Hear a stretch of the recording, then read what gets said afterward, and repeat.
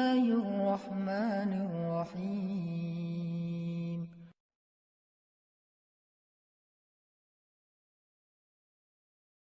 Saya teringat kisah seorang ibu di Mesir. Ini kisah nyata dan terjadi sekitar 20 tahun yang lalu lah di Mesir. Jadi ada seorang ibu janda dengan satu anak bayi dan tidak ditinggali apa-apa oleh suaminya.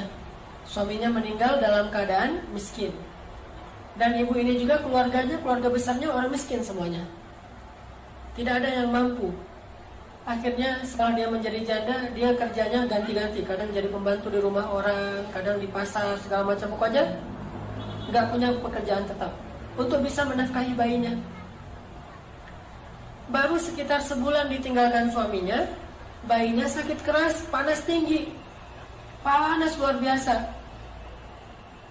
Terus panas tinggi mau dibawa ke rumah sakit, nggak punya biaya, beli obat aja nggak ada duit, makan aja belum hari itu.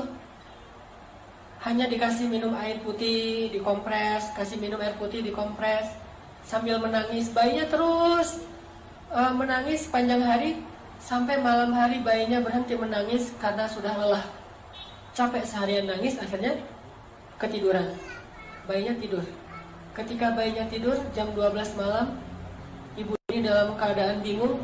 Beliau kemudian berwudu, kemudian sholat 2 rakaat.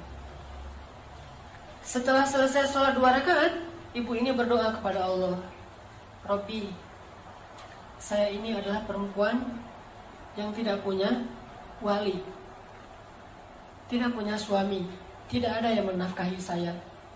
Sedangkan saya punya seorang anak dan dia sekarang sakit. Suami saya baru meninggal. Dia curhat sama Allah. Jadi kalau kita doa sama Allah tuh curhat dulu.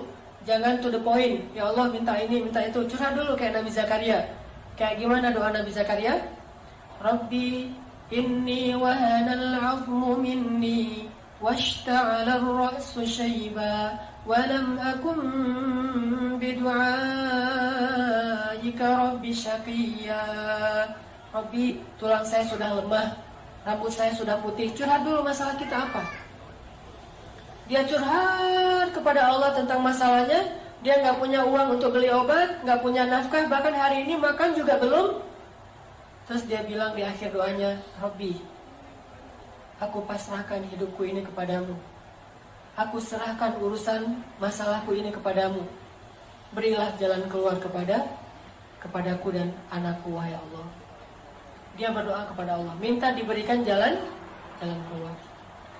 Akhirnya pas habis berdoa, tiba-tiba ada orang yang ketuk pintu rumahnya. Assalamualaikum. Dibukain pintu seorang laki-laki. Assalamualaikum.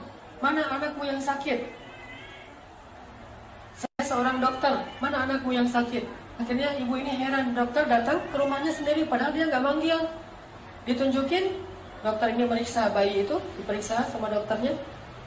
Setelah diperiksa, dibuatkan resep obat.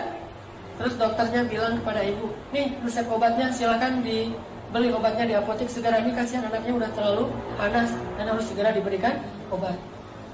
Terus saya mau pulang, silakan diselesaikan administrasi, minta bayar. Ibu ini bingung pas dokternya minta bayaran. Kata ibu ini, dokter, saya nggak punya uang.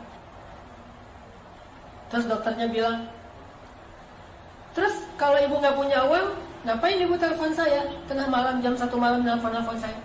Kata ibu ini, saya tidak telepon dokter.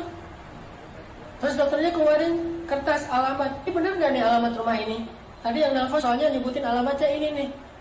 Kata ibu, benar ini alamat rumah saya. Terus mana laki-laki yang tadi nelfon? Kata ibu ini, saya nggak punya suami, nggak ada laki-laki di rumah. Ini telepon aja ibu, nggak ada di rumah. Handphone atau telepon rumah nggak ada. Baru dokter ini curiga. Terus siapa yang tadi menelpon dokter tengah malam jam 1? Sekitar 15 tahun yang lalu lah terjadi di Mesir.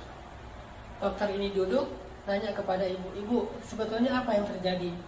Apa yang terjadi tadi jam 1 malam? Ibu ini cerita kondisinya, masalah anaknya. Terus dia cerita jam 1 malam tadi dia baru telepon Allah. Dia sholat 2 rakaat, dia berdoa kepada Allah. Entah gimana ceritanya, entah malaikat, entah manusia, pokoknya Allah alam, Allah yang mendatangkan dokter itu ke rumahnya.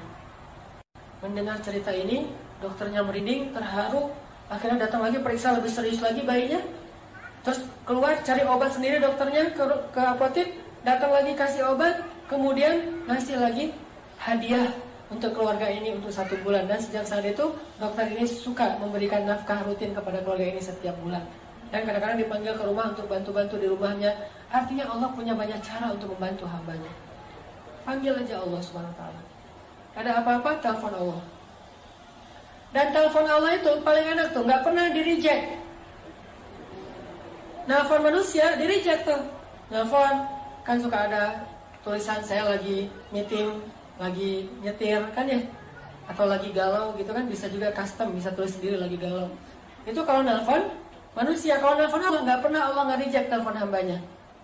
Uji budak watadai idadaan, saya pasti akan ngangkat telepon orang yang nelfon saya. Kalau kita analogikan dengan telepon, pasti Allah angkat. Sesibuk apapun Allah, kulla yaumin huwa fi sya'n. Setiap hari itu emang Allah sibuk, tapi Allah nggak pernah disibukkan. Sibuk ya, tapi disibukkan nggak. Allah punya banyak urusan ya, tetapi tidak pernah kewalahan. Telepon Allah. Dan telepon Allah itu nggak perlu hafal nomornya. Aduh, nomor telepon Allah berapa ya? Belum di save misalnya. Nggak perlu, tinggal bilang Allah, langsung ke connect ke langit. Nomor telepon Allah itu cuma bilang Allah aja. Robbi, ilahi, bebas, nomornya banyak. Dan semuanya aktif, nggak ada nomor itu sudah tidak aktif. Sudah apa misalnya? Nggak ada. Allah pasti mengangkat telepon kita. Dan menelpon Allah itu nggak ngabis-ngabisin kuota,